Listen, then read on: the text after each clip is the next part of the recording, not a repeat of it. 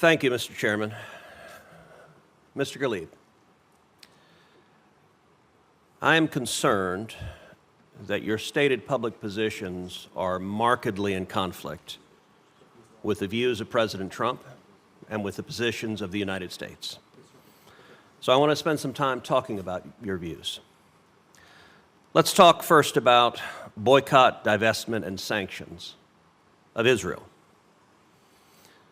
During your tenure as mayor, the Hamtramck City Council passed a resolution supporting the boycott of Israel, divestment from Israel, and sanctions of Israel.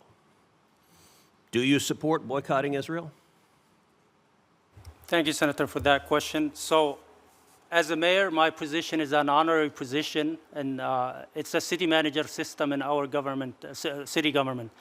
So, the Jewish Voice for Peace group drafted that resolution, came and convinced the city council to unanimously vote for that. So you voted for it? I didn't vote for it because I only vote if there's a tie. So it wasn't my idea, it wasn't my initiative. It was the Jewish Voice group. Did you support it at the time? I didn't support it. I didn't vote for it. It Did you wasn't my oppose it? idea. Did you oppose it? I didn't have to vote at the time. So Do you support boycotting Israel right now? Senator, we don't have any companies that deal with Israel in our city. Okay, with respect, you're not answering my question. I don't. As a policy matter, do you support BDS? Do you support boycotting, divesting, and sanctioning? Under your leadership, the city you were leading became the first American city in the whole country to pass a BDS resolution, and I'm asking if you support the policy that you put in place. I didn't put it in place, and I don't support it, but it was, like I said, drafted So your testimony here today is you do not support BDS, you do not support boycotting Israel, divesting from Israel, or sanctioning Israel. Yes, sir. It was drafted by a Jewish attorney, voted unanimously by the city council. All right, let's move then to the Abraham Accords. In August of 2020, you posted harsh criticism of President Trump's push to normalize relations between Israel and the UAE. You said that it was a threat to stability and a cause for mourning. Do you continue to oppose the Abraham Accords?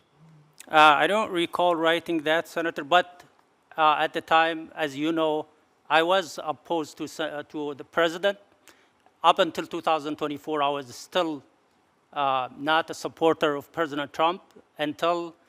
So you opposed President Trump. My question is, do you oppose the Abraham Accords? No, Senator. I think there's a great opportunity at this time to have a growing momentum and to move with the President Trump peace plan. And there's a great opportunity that we can treat everybody fairly and accomplish regional stability, a long-term, everlasting peace, and get everybody involved in this. So in this same post, you described Saddam Hussein as a martyr. Do you continue to believe Saddam Hussein was a martyr? Thank you, Senator, for that question. This is the third time I'm asked, and as I said, I was a private citizen in 2020. I'm just asking your views. Yes, thank you. I will clarify that. It was the day of January 7, 2020, when our military bases were attacked by Iran. And in a moment of anger, because we didn't respond. So I asked you about today. Do you continue to believe Saddam Hussein was a martyr today?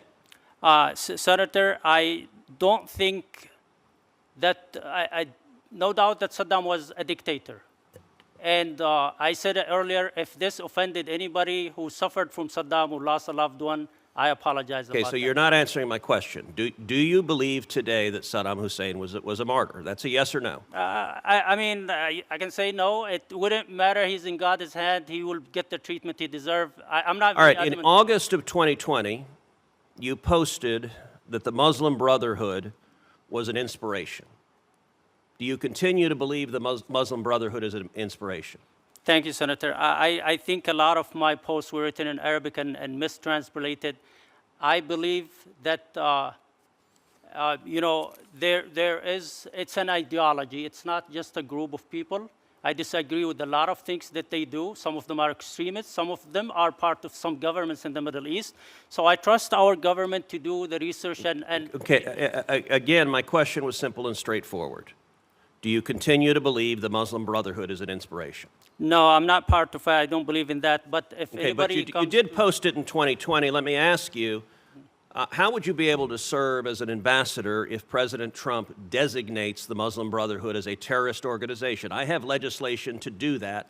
I believe it is likely the Trump administration will designate the Muslim Brotherhood as a terrorist organization. Hamas is the Muslim Brotherhood in Palestine. I would trust the president, and if it's designated, I will be committed to implement President Trump's policies. I'm not, I trust the president's policy, and if confirmed, I will be implementing the policies of the administration. I mean, I wouldn't go against the president and his policies. Mr. Ghalib, I will say, from your long-standing public positions, it appears you have a deep-felt and passionate view about the Middle East, but it is a view that is in direct conflict with the policy positions of President Trump and this administration. I will point out also that, and you've been asked about this before, but it is really quite astonishing, that on Facebook, you liked a post that called Jews monkeys for their own benefit. Thank you, Senator. Why would you like a post that calls Jews monkeys? Thank you. I explained that earlier. From 2010 to 2000, before I became the mayor, I used to have a bad habit of acknowledging every post, every comment under my post. Doesn't mean that I agree with it, just acknowledging. But there were a response under that was not translated or interpreted that says you can say this in your country but not in this country, which means that I did not agree with that post, even though I acknowledge it. I know it was a bad habit, but let me be clear. I don't agree with that statement, and I treat everybody with respect in my official capacity. And let's be clear, the statement that you liked said they are all monkeys for their own benefit. So every Jew is a monkey. I don't agree with that statement, Senator. And the person who wrote it is mentally challenged in our community. He is well known. I used to have this idea of inclusivity in my past, ideology. I changed in 2024.